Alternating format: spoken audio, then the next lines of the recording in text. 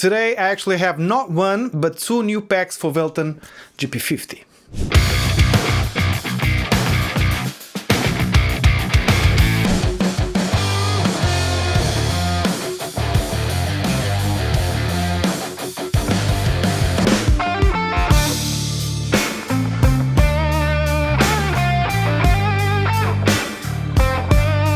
The first pack is for guitar, 3 presets, blues, rock and metal, plus 6 full rig NAMP captures. So these are from the same collection I used on the GP5, and now they are available for the GP50 as well. The second pack is for bass, with 2 complete presets and 2 full rig NAMP captures, because many of you just have been asking for proper bass sounds on this unit. Throughout the whole video I'm just monitoring with the X-Vive U45 T9. This is just a wireless in-ear system that X-Vive just kindly sent me for testing, and it's a compact transmitter plugged straight into the GP50, sending my signal directly to the T9's in-ears. They are just fantastic. These in-ears just let me hear the NAMP captures clearly and consistently whether I'm in the studio or just moving around.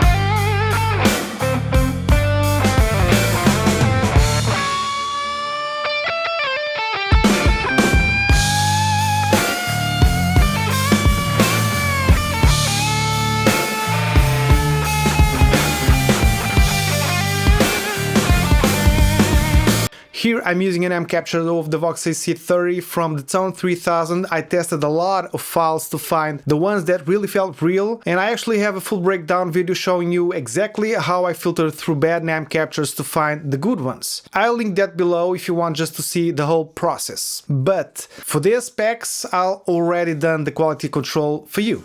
So you have here the Vox AC30. For this particular section of the song I just keep the preset as it is.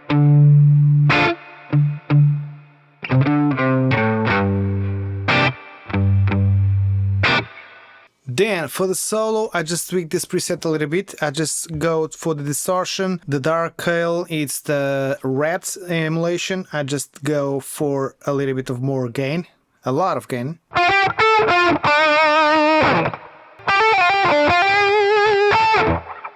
On bass, I'm using the first preset from the bass pack. It just works great with fingers or just a pick and drops straight into the mix. If I press the A switch and the B switch, I don't have nothing, just the sound of the bass.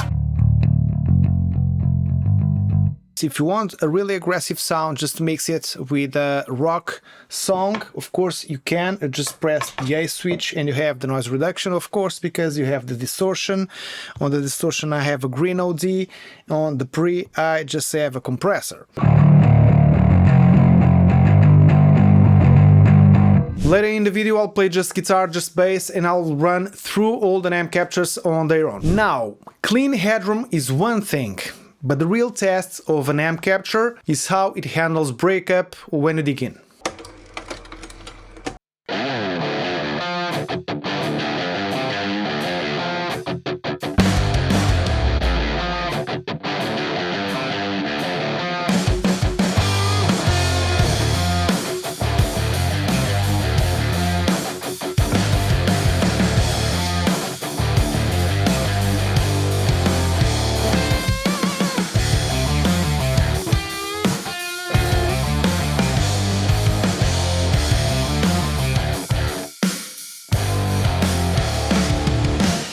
If you like this kind of content, don't forget to subscribe. So here's the rock preset. This is a Marshall style NAMP capture with more mids and a little bit of more bite. I just added on the B switch the reverb and the delay, and on the A switch the pre and distortion. The pre is just, of course, a boost. You can tweak those on and off. And the distortion. So this is the pure rock sound from the Marshall. B switch, I'm just adding the delay and the reverb. and it can just scream a little bit. This track uses the second bass preset, more modern, designed for heavier mixes. I'm using, of course, here an Ampeg style amp, and this is just with noise reduction and the amp.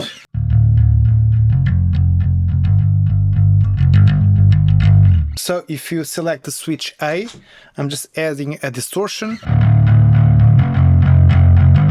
just to give a little bit of more bite, and then I have EQ on the B switch, just to get a little bit of more presence and bite. I actually use two different lines of bass here without any effect, just the amp and the noise reduction, and then I just used another track with the distortion and the EQ, and I just mixed the both. Getting those mids right, it's kind of tricky. If you can't hear them clearly, that brings me for my monitoring. In every example, I'm using the T9s and the U45. This is the transmitter, this is the in-ears. I've been using for the past few weeks on all my NAMM sessions and making song in general. I just want to say that the T9s in-ears have control low end, clear mids and smooth highs, which makes judging NAMM captures much easier. Honestly, I'm just loving the way they sound on guitar. Well, I have to mention that usually I don't like to wear headsets for long sessions. My ears just get hot, and after a while it gets just uncomfortable and distracting. Using this is really comfortable for long sessions, very portable, and I just don't notice latency with the U45. It just lets me focus on playing instead of fighting the monitoring. It has enough output to bless your ears during a concert, but of course be careful. Also runs on 5.8 GHz instead of the usual crowded 2.4 GHz, so I haven't had any signal issues. If you're interested in these ones, I'll just leave the link below. And speaking of detail, high gain tones are usually where the digital units just sound fizzy. So let's see if the metal preset just holds up.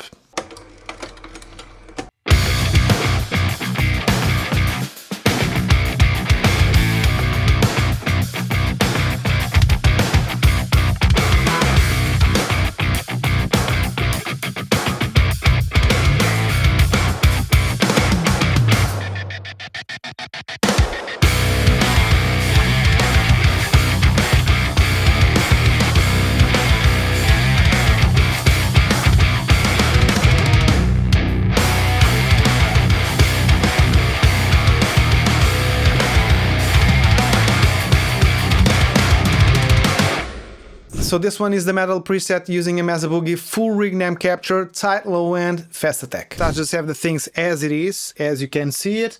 I can take off the delay and reverb on the B switch, and I can take off the distortion on the A switch. So this way I just can stay with the noise reduction. Of course, the pre I have a compressor, and the amp that is a Mesa Boogie.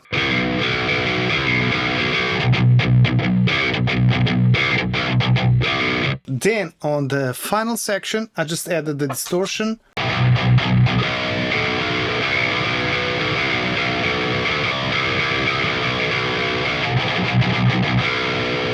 I don't actually have a bass tune to C sharp, so I just asked a friend to send me this track, and that's why I didn't use the bass preset on this one. So now let's just hear the NAMM captures on their own.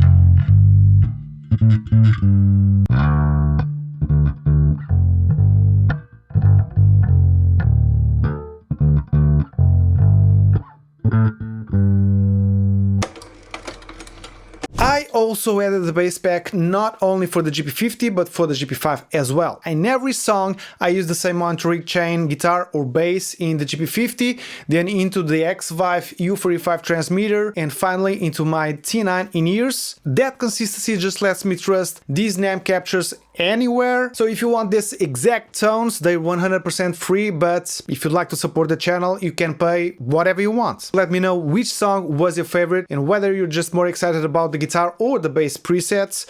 Be creative, have fun with the GP50, and I'll see you in the next one.